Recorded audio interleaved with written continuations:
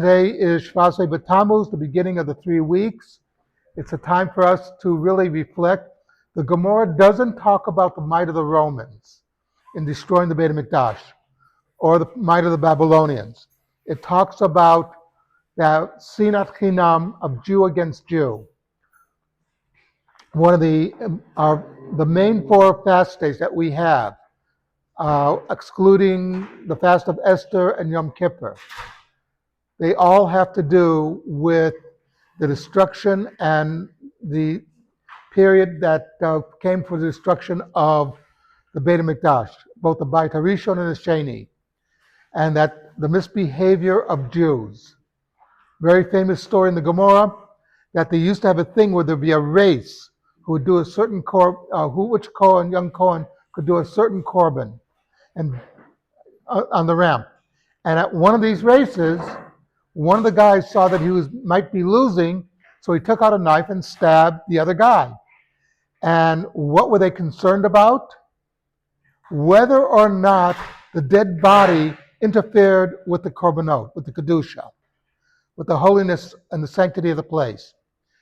And it's like, you're missing the point. Somebody was killed. I mean, it's like, what are you worrying about the sanctity of the place? It was destroyed by the murder of that person.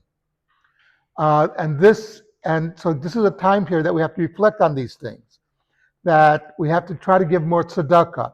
We have to try to be more forgiving to our fellow Jew and their seeming misbehavior, because you have to take into account what looks like to be misbehavior to you might be something that they're doing it for a reason.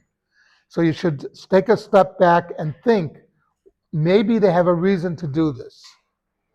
And this is what the 3 weeks is really about, to remind us that the reason the Beit HaMikdash or the temples were destroyed was because God saw that we were missing the point. God is saying, don't worry about my korbanot. Don't worry about davening to me. Worry more about how you're treating each other.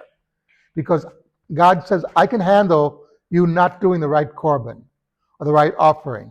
I cannot tolerate you misbehaving one towards the other. And that is the bottom line. Something to think about. I'll say Kaddish Rabbi.